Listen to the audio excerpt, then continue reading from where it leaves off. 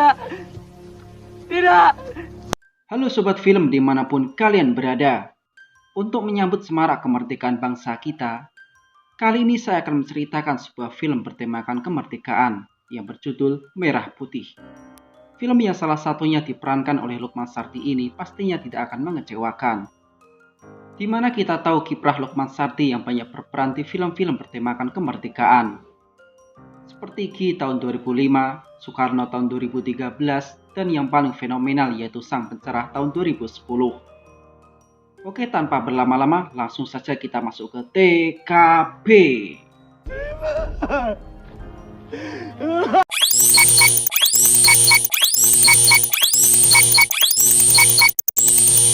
Film dibuka dengan menceritakan pada tanggal 17 Agustus 1945, 2 hari setelah Jepang menyerah, Indonesia mendeklarasikan kemerdekaannya. Sementara Belanda yang baru terbebas dari penjajahan Nazi kembali menjajah republik yang baru berdiri ini untuk menegakkan kembali 100 tahun pemerintahan kolonialnya. Dan pada tahun 1947, lebih dari 100.000 tentara Belanda menduduki pelabuhan, kota, dan pantai di Indonesia. Di mana saat itu mereka telah masuk ke pegunungan dan hutan untuk mencari tentara republik. Kemudian kita ditunjukkan sebuah keluarga kecil di daerah terpencil di Sulawesi Utara. Terlihat mereka tengah beraktivitas seperti biasanya. Hingga saat si anak perempuan tengah mengambil air di sungai, tiba-tiba ia didatangi tentara Belanda lalu mengejarnya sampai ke rumah. Sementara salah satu anaknya yang baru saja menangkap ayam dan hendak kembali ke rumah dibuat kaget. Di situ ia melihat keluarganya diintimidasi kemudian dibunuh satu persatu.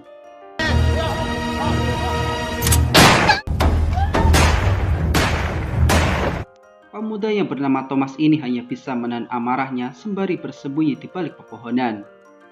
Dan sejak saat itulah ia bertekad untuk membalaskan perlakuan tentara bengis itu kepada keluarganya. Dan film Merah Putih pun baru saja dimulai. Setelah insiden berdarah itu, Thomas lalu melanjutkan perjalanannya ke Jawa Tengah untuk masuk sekolah tentara rakyat. Sementara di tempat lain, terlihat seorang wanita bernama Melati tengah membicarakan suaminya bernama Amir. Ia berkata pekerjaan Amir yang seorang guru terkadang membuatnya bosan, karena suaminya itu terus-menerus berbicara tentang revolusi. Hingga sesampainya di rumah, Amir memberikan kabar kepada Melati bahwa dirinya telah masuk calon perwira. Daftar sebagai calon perwira. Mendengar kabar itu, Melati bukannya senang, justru ia merasa cemas akan keselamatan suaminya. Tetapi di situ Amir meyakinkan Melati bahwa ini adalah kesempatan baginya untuk berjuang kepada republik ini. Melati sendiri yang sebenarnya akan memberikan kabar kehamilannya kepada Amir malah memutuskan untuk menundanya. Di tempat lain, seorang pemuda bernama Surono juga tengah bersiap-siap untuk pergi ke sekolah tentara rakyat. Di situ kakaknya yang bernama Senja yang bisa mendoakan yang terbaik kepada adiknya. Surono berkata salah satu motivasinya menjadi tentara adalah ketika ia berseragam maka para ukti-ukti akan tertarik dengannya. Buat gadis-gadis tergila-gila. Oh, jadi iki idamane arek-arek wedok. Rupanya Surono tak sendiri. Ia akan berangkat bersama dengan sahabatnya yang bernama Marius. Namun terlihat karakter Marius ini tak sebaik Surono, di mana Marius lebih suka menyombongkan dirinya dan juga minum-minum.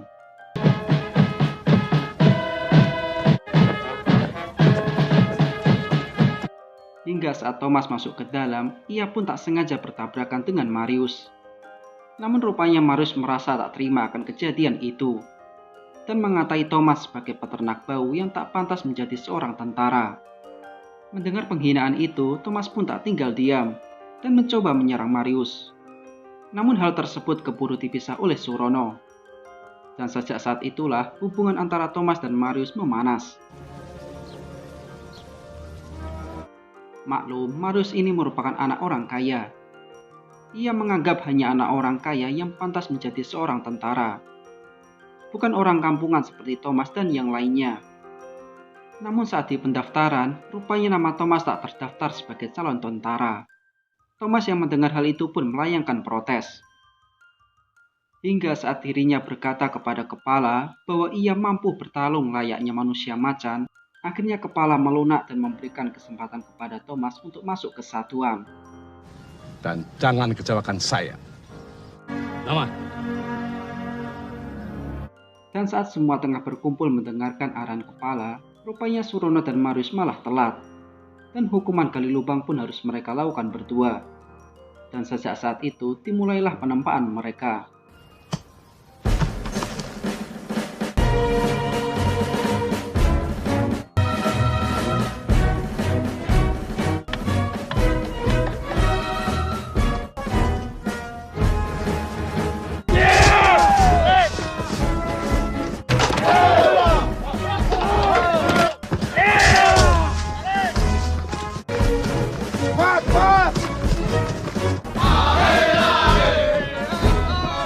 Hingga suatu hari, Thomas yang akan mati pun menggantungkan kalungnya di dinding. Namun saat selesai, rupanya kalung itu telah hilang. Spontan ia tahu bahwa itu adalah ulah Marius. Perkelahian antar keduanya pun tak dapat dihindarkan. Hei, 5 tahun aku belajar. Namun tiba-tiba, kepala datang dan marah kepada Thomas, serta menghukumnya bersama pria Bali yang belakangan bernama Dayan untuk gali lubang. Di situ Dayan mencoba menasihati Thomas untuk berusaha menahan emosinya. Gunakan amarahmu untuk hal yang lebih penting.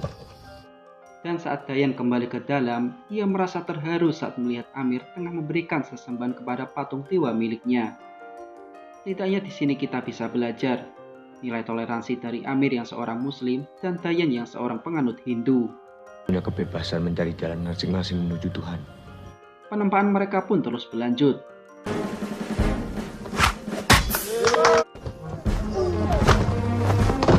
Tempatnya untuk bersaing. Di sini kita akan melihat ternyata di balik kesombongan Marius tersimpan potensi yang nol. Soal menembak ternyata ia kalah dengan Thomas dan Dayan.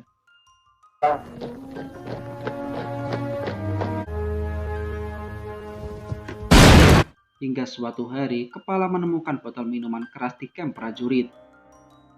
Ia lantas bertanya siapa yang telah minum minuman keras. Semua pun terdiam termasuk Marius si pemilik asli botol itu. Hingga saat terus didesak kepala, Thomas malah maju dan mengaku botol itu adalah miliknya. Marius yang melihat hal itu pun kaget atas apa yang dilakukan oleh Thomas.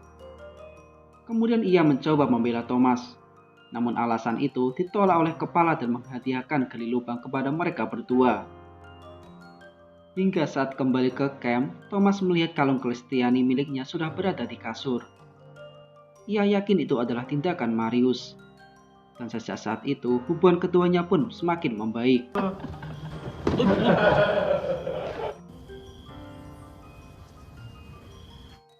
Hingga tiba-tiba, kepala datang ke camp dan memerintahkan Surono dan Amir untuk menghadapnya ke kantor. Setelah giliran Surono usai, kini giliran Amir masuk. Di situ kepala berkata bahwa selama ini ia selalu mengawasi Surono dan dirinya. Untuk itu kepala memberikan pangkat Letnan 1 kepada Surono dan Letnan 2 kepada Amir, serta meminta agar Surono dan Amir bisa memimpin prajurit lainnya. Dan saat malam kelulusan perwira tiba, kepala berpesan bahwa mulai saat ini tanggung jawab mereka sangatlah besar. Kemerdekaan dan pengusiran tentara Belanda harus dicapai 100%.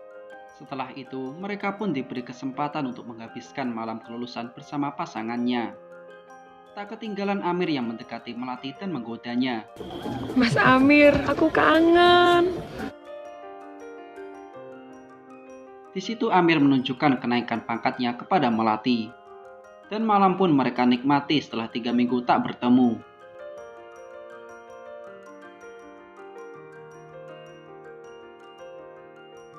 Sementara Thomas yang tak piawai serta canggung kepada wanita hanya bisa melihat dari kejauhan.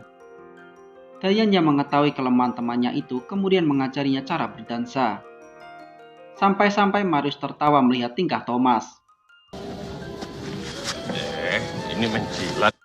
Setelah cukup mampu, Thomas kemudian mencoba skill menarinya kepada kakaknya Surono, yaitu Senja.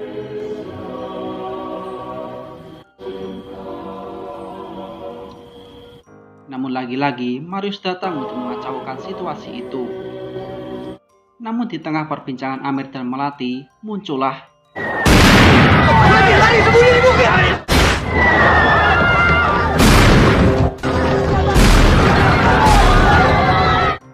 rupanya pasukan Belanda telah mendekati markas mereka dan berusaha terus menyerang. Sebagai seorang tentara yang baru lulus, ini adalah pengalaman bertempur pertama mereka. Siap tidak siap, musuh sudah siap di depan mata. Medan gelap pun menjadi pemicu banyak dari mereka yang berguguran. Lagi untuk ini.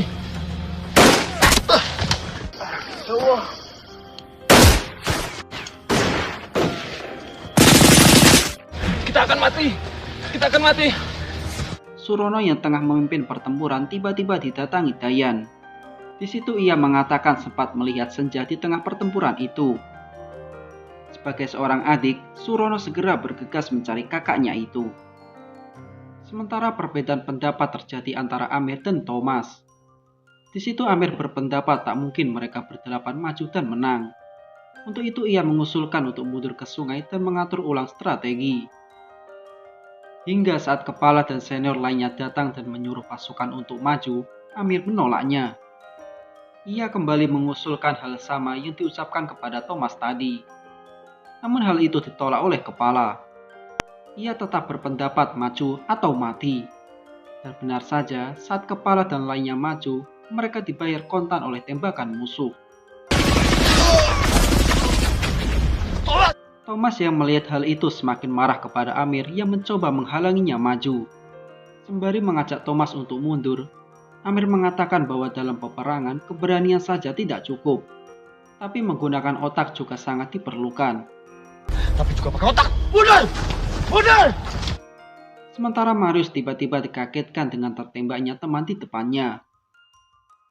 Dan saat musuh mencoba mendekatinya, spontan muncul Surono yang menyelamatkan sahabatnya itu.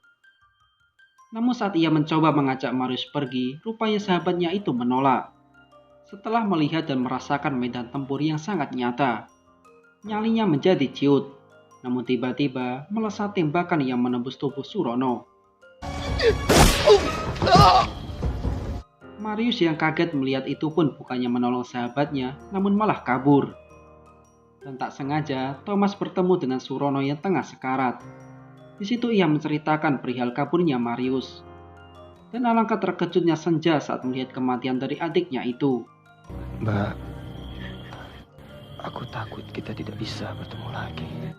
Namun kesedihan itu tak bisa dibiarkan berlama-lama. Surono meminta agar Thomas mau menjaga Senja. Akhirnya dengan penuh perasaan sedih, Senja diajak Thomas untuk pergi, meninggalkan jasad adiknya di medan tempur. Sementara Marius yang tiba di sungai pun berbohong kepada Amir bahwa semuanya telah mati tertembak. Tapi sesaat datang Thomas dengan Senja. Di situ ia mengatakan perihal kematian Surono. Thomas yang sudah mengetahui perihal kaburnya Marius dari medan tempur pun berusaha menghajarnya. Sikap pengecut yang sama sekali tak seimbang dengan kesombongannya di awal. Namun hal itu dilerai oleh Amir dan mengatakan bahwa mereka telah kehilangan banyak pasukan. Untuk itu penting bagi mereka pergi ke desa dan mengatur ulang strategi.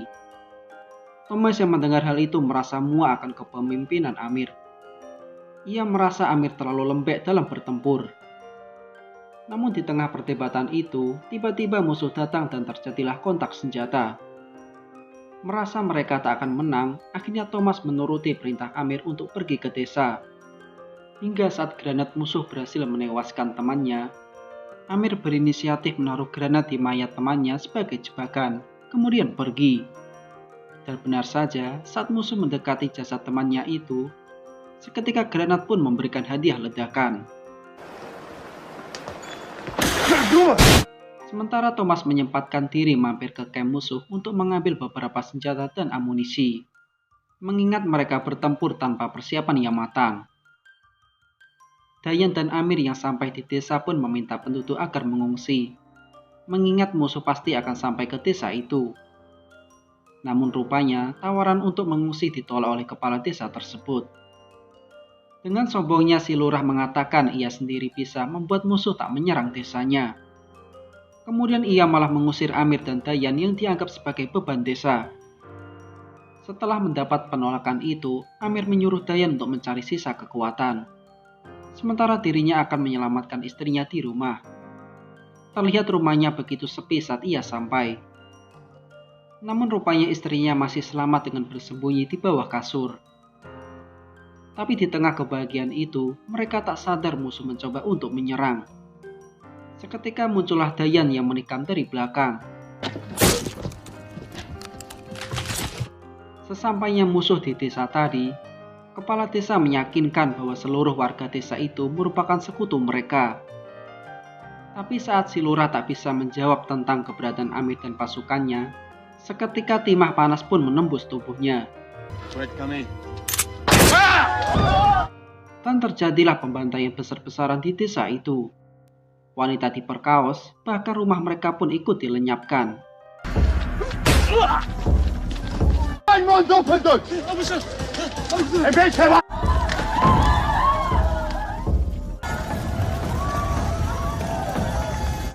Malamnya, Amir sudah mentok tak tahu apa lagi yang harus ia lakukan. Pasukan, amunisi, kendaraan, semuanya tak ada. Dayan yang melihat kerisauan pemimpinnya itu mencoba memberi nasihat bahwa di saat-saat seperti inilah karakter seorang pemimpin akan diuji. Seorang pemimpin harus punya keyakinan kuat, Lenan. Amir pun tersadar saat Dayan berkata bahwa kepintaran, perkataan dan hati yang baik semuanya ada dalam diri Amir. Akhirnya sebagai pemimpin, Amir menyuruh Marius dan Thomas untuk berjaga, sementara lainnya beristirahat. Kita berangkat besok. Dan saat menemani Melati tidur, kita diajak flashback melihat masa lalu Amir, di mana ia tergugah menjadi seorang tentara karena perkataan muridnya. Ia berkata bagaimana bisa Amir bersantai di sekolahan, sementara yang lain tengah mengorbankan dirinya demi kemerdekaan bangsa ini. Hingga suatu hari, ia melihat muridnya itu mati tertembak saat tengah orasi.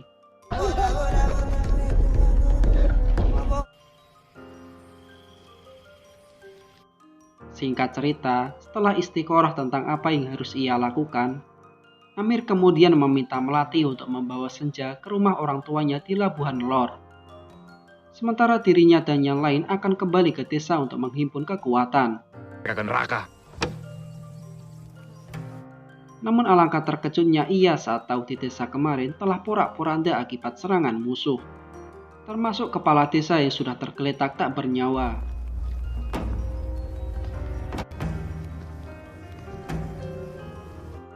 Hingga mereka berempat tak sengaja bertemu dengan salah satu warga desa yang telah kehilangan anggota keluarganya.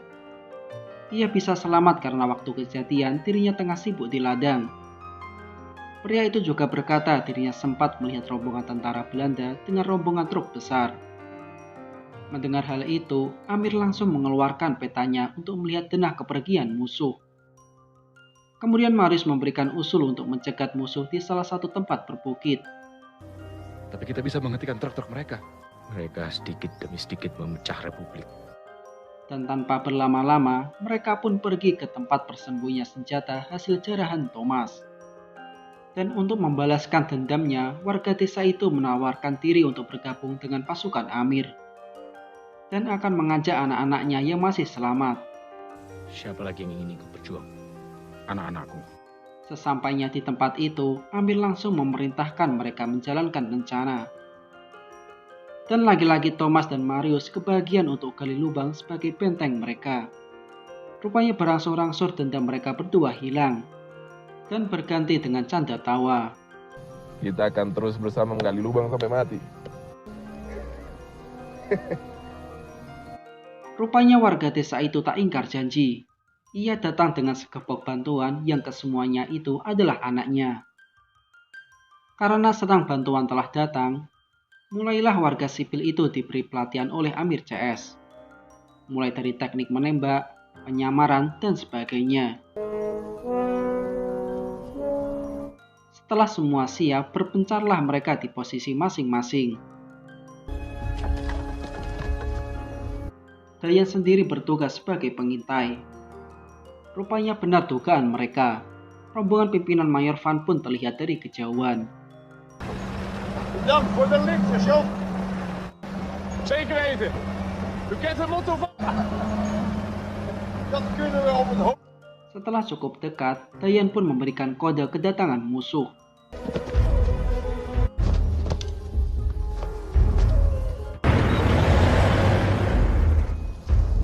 Namun tiba-tiba, rombongan Mayor Van itu terhenti saat melihat kumpulan peternak kambing yang menghalangi jalannya. Akhirnya ia memerintahkan pasukan untuk menggiring kambing-kambing itu. Tapi rupanya mereka tak sadar salah satu dari petani itu adalah Thomas. Dengan keterampilannya, Thomas pun langsung menaruh bom di belakang truk tangki minyak. Kemudian kabur. Dan ledakan dahsyat pun muncul sebagai tanda dimulainya perang. Satu persatu musuh pun bertumbangan karena posisi mereka yang berada di bawah.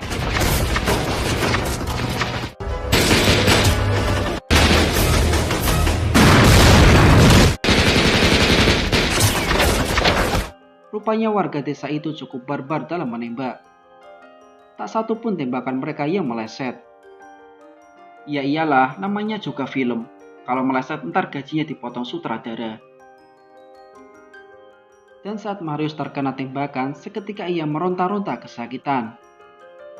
Namun saat dilihat Amir, rupanya peluru itu hanya menyerempet lengan Marius. Cuma keserempet.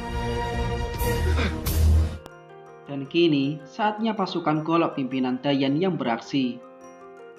Dan dengan garangnya seperti saya waktu tawuran SD dulu, Dayan membabat habis musuh-musuh itu. Dan merdeka.